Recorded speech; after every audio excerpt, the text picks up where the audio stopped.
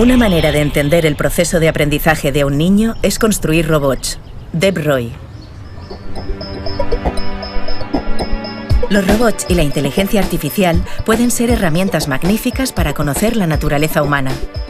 En este capítulo de Redes, Deb Roy, ingeniero informático del MIT, le explica a Punset cómo se valió de la tecnología para entender cómo los bebés comienzan a hablar. Después de plantar cámaras y micrófonos por su casa, Roy grabó su vida familiar durante 2 años para ver la evolución de su hijo recién nacido y analizar el contexto en el que aprendió a hablar. El testimonio de otros investigadores como Luke Stills, experto en robots y lenguaje, Ramón López de Mántara, director del Instituto de Inteligencia Artificial del CSIC, y Eric Horvitz, jefe del equipo de investigación de Microsoft, se suman al de Deb Roy para explicarnos cómo la tecnología puede servir para saber cómo somos.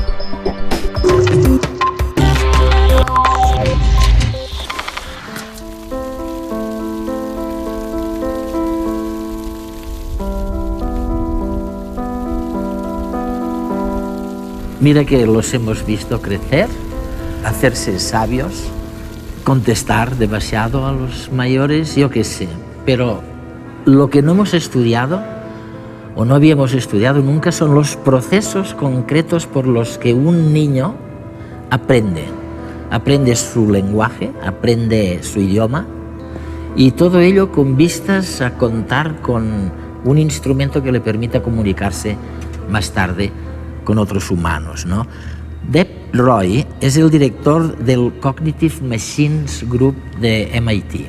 Deb, tú hiciste un experimento, tú hiciste un experimento que es único en el mundo. Bueno, cuando tuviste vuestro primer hijo, convenciste a tu mujer de instalar algo así como, ¿qué? 14 micrófonos en vuestra casa. Le dijiste que instalarías 11 cámaras de vídeo para obtener 300 gigabytes de información diaria. Con la idea, nos lo dijiste, pero no te creíamos, de que así realmente podrías estudiar a fondo el proceso de aprendizaje del lenguaje de un niño en su entorno familiar. Y quizás así, al fin y al cabo, podríamos enseñar a hablar a los robots. ¿Quién sabe, no?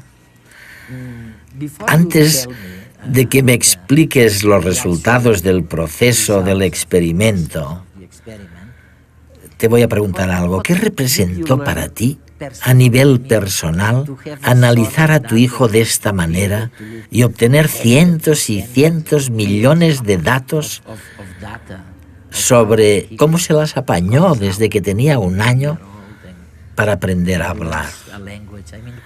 ¿Cómo te sentiste personalmente? Sabes, a veces la gente cree que tuve que convencer a mi mujer. De hecho, este proyecto se remonta mucho más atrás, a cuando mi mujer y yo estudiábamos juntos en la universidad. Ella participó en mi tesis doctoral. Mi proyecto se centraba en que los robots podrían aprender lenguas. Por eso me interesaba mucho descubrir cómo aprenden los niños, porque quería construir máquinas más inteligentes y construir un robot al que le podía enseñar mostrándole objetos y hablándole. Una noche, cenando con Rupal, en aquel entonces era mi novia, todavía no estábamos casados, yo no paraba de jactarme de lo inteligente que era mi robot y le comentaba que aprendía como lo hace un niño. Ella se hartó de oírme alardear sobre mi robot El robot. y me dijo, si estás tan seguro, ¿por qué no lo demuestras? Así que reunimos a algunas madres y a sus bebés en un laboratorio y los grabamos. Les dijimos, por favor, sed naturales. Les dimos algunos juguetes, hicimos que se sintieran a gusto y los grabamos en vídeo. Después, cogimos esas grabaciones y se las dimos a mi robot, de manera que oyó lo que oían los bebés. Vio los mismos juguetes que habían visto los bebés y mi robot aprendió.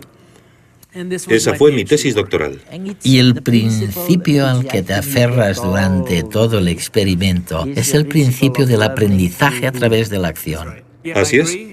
Es aprender con la práctica, pero de dos formas distintas, porque como investigador descubrí que una forma muy poderosa de aprender y de intentar explorar el proceso de aprendizaje de un niño es actuando, es decir, construyendo robots. Esta es una forma. Así que se trata de tener un mecanismo, una especie de modelo mecánico que nos permita hacer muchas presuposiciones, plantear muchas ideas sobre los niños y construir una máquina. Así. Ahora, avancemos hasta hace 7 años. Cuando supimos que íbamos a ser padres por primera vez. Lo que me molestaba de mi experimento es que les habíamos pedido a esas madres y sus hijos vinieran a nuestro laboratorio y les habíamos dicho que se comportaran con naturalidad, pero no creo que se pueda ser demasiado natural en un entorno como un laboratorio. En la época en la que esperábamos nuestro primer hijo, vimos que podíamos realizar esas grabaciones. 5 años atrás, si volvemos al año 2000 o a 1995, hubiera sido imposible habida cuenta de la cantidad de información a recoger. 300 gigabytes al día hubiera sido demasiado. La tecnología ha avanzado tanto que se volvió posible y por eso mi mujer y yo dijimos, vale, empecemos a planificarlo ahora, dado que nuestro hijo está a punto de nacer. Grabémoslo y si no nos gusta, sencillamente desconectaremos las grabadoras. Así empezó todo. Vivimos rodeados de inteligencia artificial. Máquinas, robots, ordenadores, que llevan a cabo tareas para las que se requiere ser inteligente. Desde el popular buscador Google, capaz de resolver nuestras dudas y preguntas a partir de un complejo algoritmo o conjunto de reglas, hasta los jugadores que se pelean contra nosotros en los videojuegos. Es más, la mayoría de aterrizajes y despegues, los más suaves, no los lleva a cabo el piloto, sino un robot. El tipo de inteligencia artificial que se está desarrollando y que se está realizando en máquinas tiene una característica muy distinta a la inteligencia humana, que son inteligencias concretas, específicas, no generales. Es decir, saben hacer muy bien una tarea muy bien delimitada y muy bien definida, como por ejemplo diagnosticar ciertos tipos de enfermedades, jugar al ajedrez, robots que juegan a fútbol, por ejemplo, también, pero solamente saben hacer esto, nada más. No tienen la versatilidad y la flexibilidad de la inteligencia humana, que tiene una característica mucho más general o mucho más universal. Los científicos tratan de conferir a las máquinas aquellas competencias que esperamos encontrar en un sistema inteligente, como por ejemplo, reconocer situaciones y tomar decisiones bajo incertidumbre y dotarlas de sentido común. Esta es una de las características más genuinas y propias del ser humano, y que hace posible que tengamos una inteligencia versátil. Los niños lo aprenden de forma natural, acumulando experiencias, relacionándose con el entorno y con otras personas, cometiendo errores y aprendiendo de ellos. Los investigadores en inteligencia artificial intentan mimetizar ese proceso. Es lo que hacen estos futbolistas con circuitos y chips en el Instituto de Investigación en Inteligencia Artificial CSIC, en Barcelona. Aquí, los investigadores intentan que los robots tomen decisiones de forma autónoma, decisiones complejas incluso para un ser humano, como por ejemplo, si pasar la pelota o jugar individualmente. Pues nosotros conseguimos que esta decisión se tome en base a experiencias previas, ¿no? Y cuando detectan que la situación presente tiene similitudes con situaciones anteriores y que una cierta jugada funcionó en el pasado, rehacen esta misma jugada en la situación presente, ¿no? No es muy diferente del fútbol humano, en donde en los entrenamientos se practican jugadas que luego se aplican en los partidos.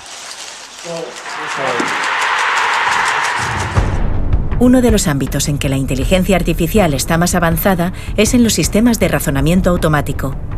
Máquinas que a partir de unos datos son capaces de aplicar reglas de inferencia para llegar a una conclusión.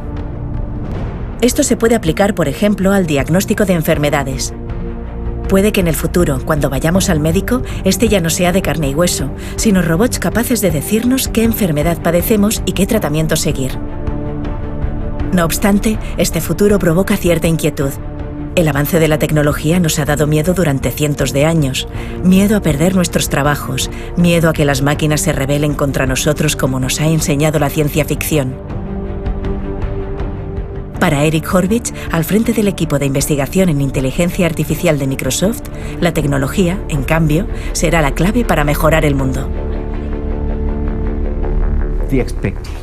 La expectativa es que esos sistemas comporten una riqueza increíble para la humanidad, así como un valor de crecimiento espectacular para la sociedad, la educación, la salud, la industria y el gobierno.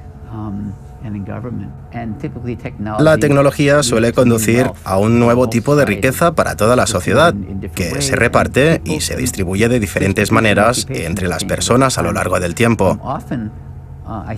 Creo que a menudo es la forma de poner en manos de la gente tareas más creativas, tareas que pueden ser más gratificantes de muchas maneras.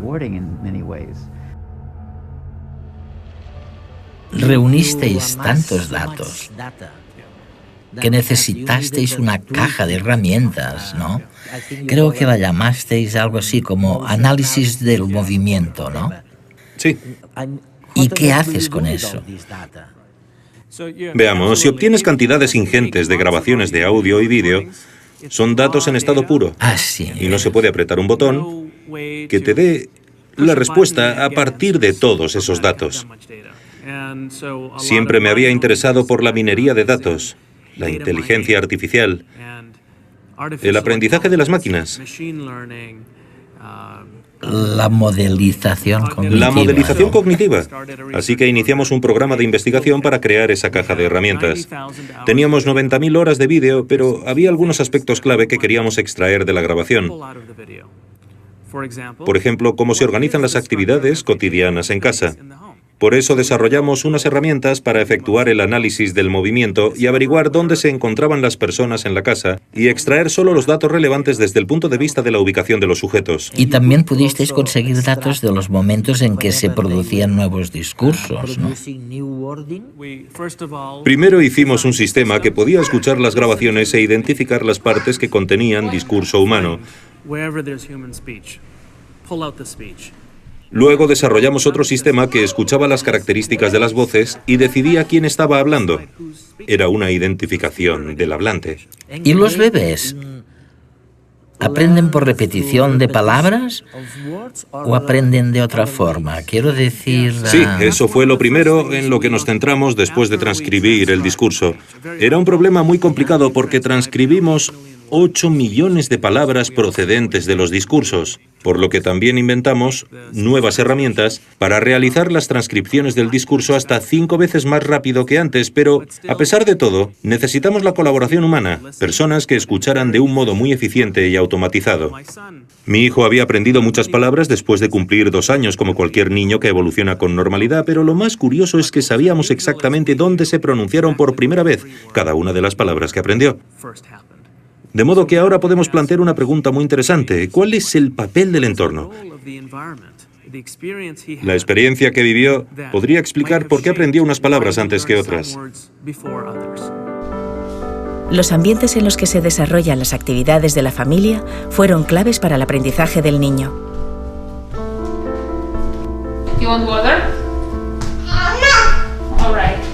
Ahora oiremos cómo el niño aprendió a decir water, agua en inglés, y veremos los lugares de la casa donde más se usa la palabra. Como es de esperar, gran parte de la acción se da en la cocina.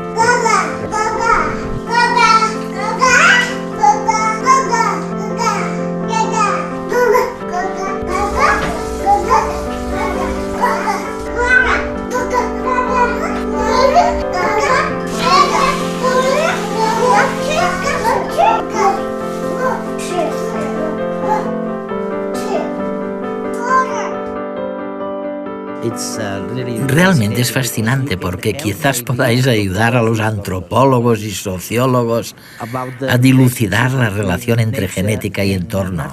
Sí, sí. ¿Has detectado que el entorno y el contexto desempeña un papel en el aprendizaje? El entorno es importante, pero una de las cosas que me interesaba mucho es cuál es el papel del entorno no lingüístico. Con las cámaras de vídeo pudimos ver lo que ocurría alrededor de las palabras. Pudimos ver el contexto. Quizá tengas que disculparme si simplifico y soy algo impreciso, pero Lo planteo como el juego del cucú en el aprendizaje del lenguaje. ¿Conoces el juego del cucú? No, no lo conozco. Estoy seguro de que sí. Vamos a jugar ahora. Tú eres el bebé. Vale. Y yo soy el padre y te digo, Eduard, ¿dónde estoy? Aquí estoy. Cucú. Sí, Y ahora si tienes un año, te reirás. Ah, sí. Porque desaparezco y vuelvo a aparecer. ¿Te suena el juego ahora, no?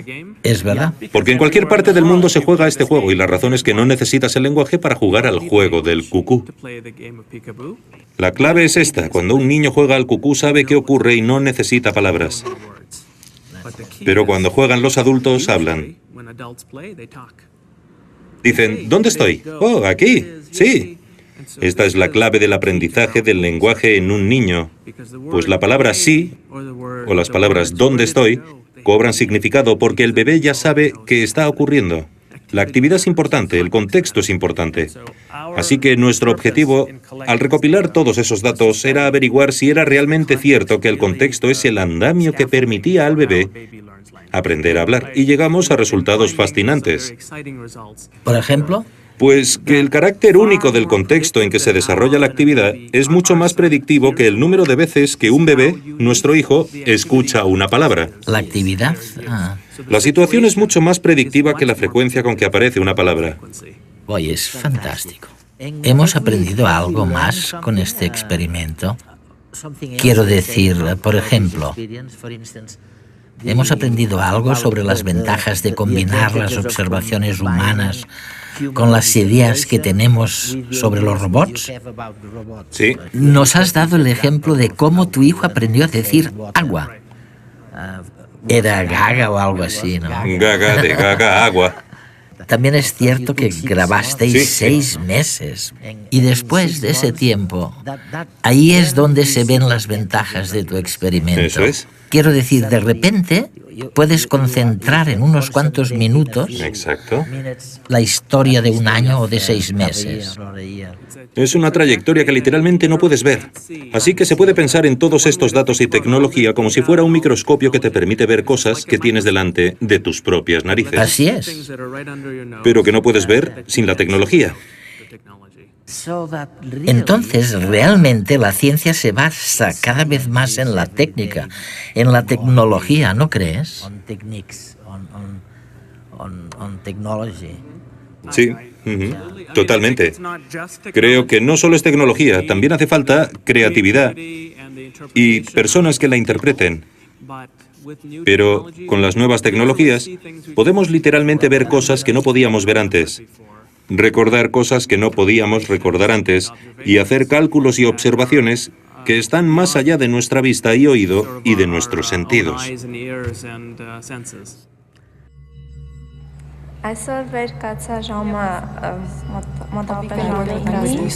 A pesar de que llevamos 100.000 años hablando, el origen y el porqué del lenguaje continúa siendo un misterio. Ahora la inteligencia artificial comienza a arrojar algo de luz sobre este enigma y podría ayudarnos a responder a una cuestión más profunda. ¿Cuál es la esencia del ser humano? ¿Por qué somos como somos? Hasta hace poco, la biología se había centrado en estudiar la evolución desde el punto de vista genético. No obstante, en la actualidad, sabemos que en el caso de los seres humanos, también la evolución cultural juega un papel esencial. ¿Cómo es posible que seamos capaces de entendernos aunque hablemos con errores, haya ruido o digamos frases no gramaticales o inacabadas? Y aún así nos entendemos. Es un milagro, es realmente un milagro. Si construyes modelos de ordenador o robots que intenten reproducir esto, empiezas a entender algunas cosas. Luke Stills es uno de los mayores expertos en el mundo en robots y lenguaje. Es el padre del robot Aibo, dirige el laboratorio de robótica de Sony en París y ahora es investigador y crea en el Instituto de Biología Evolutiva de la Universidad Pompeu Fabra en Barcelona. Desde hace años ahonda en los orígenes del lenguaje trabajando con robots humanoides.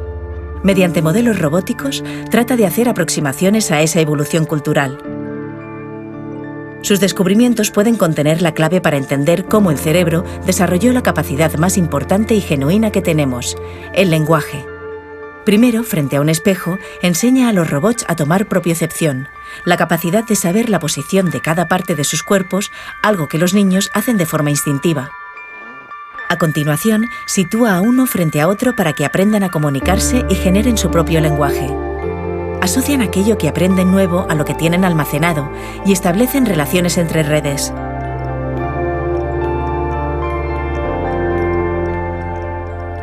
Poco a poco van generando un lenguaje que tiene que ver con la acción, con el reconocimiento y con la interacción.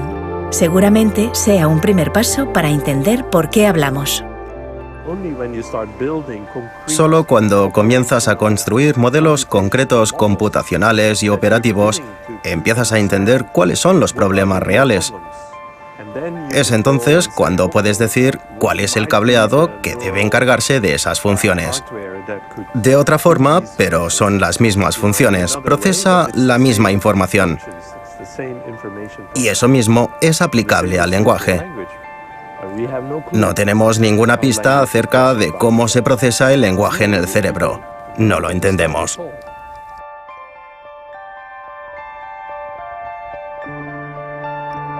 Tú hablas mucho de la comunicación en los medios sociales. Que Sí. si uno se fija en tu experimento por primera vez, se preguntará cuál es la relación con la comunicación en los medios sociales. ¿A qué te refieres?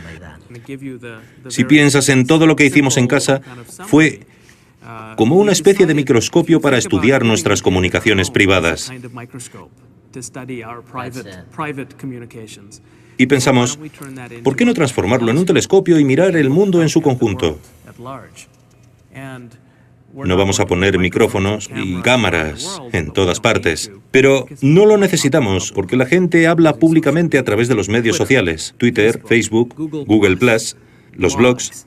Es una explosión y se ha producido en los últimos 5 años. Lo que realmente me ha abierto los ojos en este trabajo que venimos desarrollando los 2 últimos años es que la forma de comunicarse unos con otros y de intercambiar experiencias está cambiando. Todo está cambiando y cambia a una velocidad increíble.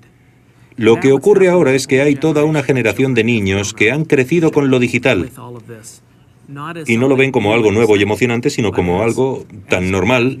De la vida corriente. Sí, como tener electricidad o agua que sale del grifo.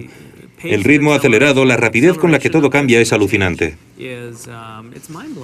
Pero también nos damos cuenta de que nadie del mundo de la industria entiende realmente cuál va a ser el futuro, pero todos presienten que serán grandes cambios. Lo fundamental es que así es la naturaleza humana.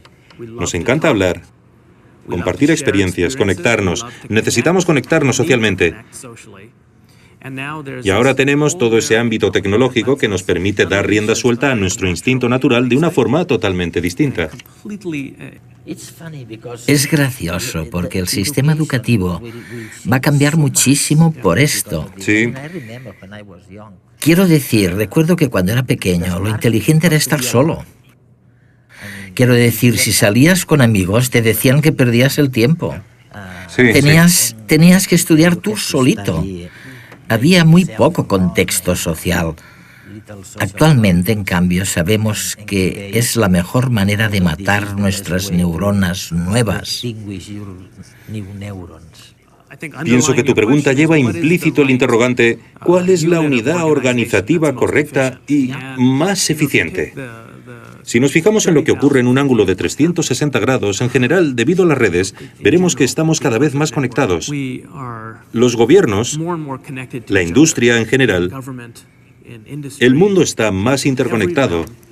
Todo el mundo lo sabe, ¿no? ¿Es verdad? Porque hay redes en todas partes. Lo que hace funcionar esas redes es el software, y el software funciona a velocidad sobrehumana. Toma decisiones en microsegundos. Por eso nuestros mercados financieros son operados por máquinas. Ningún ser humano puede negociar a la velocidad a la que lo hacen las máquinas. Creo que debido a esa complejidad se nos presentan enormes retos en todos los ámbitos de la vida. Pero el optimista que llevo dentro dice que lo que ocurre en el software es que cada vez que una parte se pone a funcionar, se produce una especie de escape. Cada parte del software, cuando funciona, aun cuando no haya sido creado para producir datos, puede generar datos como subproducto. Y lo que ocurre es que tenemos una nueva generación de investigadores y jóvenes formados para captar esos escapes de datos. Así es. Todos esos sistemas que hemos construido tienen escapes.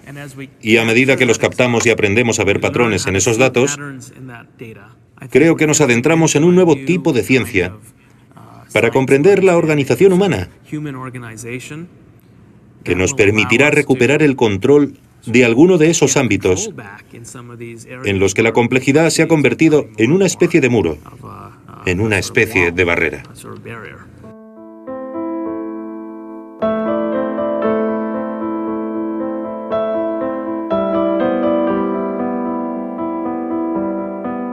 Estamos acostumbrados a pensar en los robots y en la inteligencia artificial como herramientas que nos permitirán en un futuro no muy lejano resolver problemas de toda índole.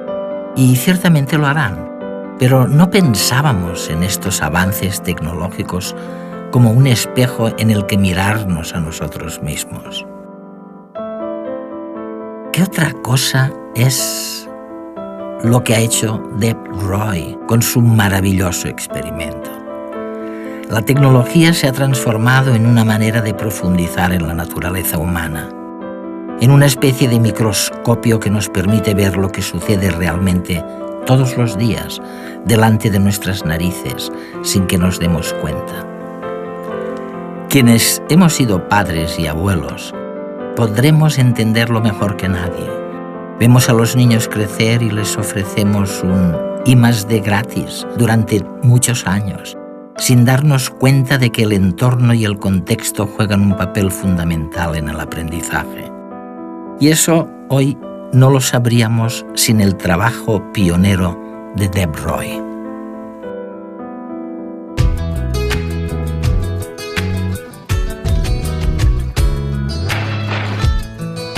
Yo siempre he soñado que en el espacio había una pared de tochos y mi pregunta es que ¿por qué el espacio es infinito?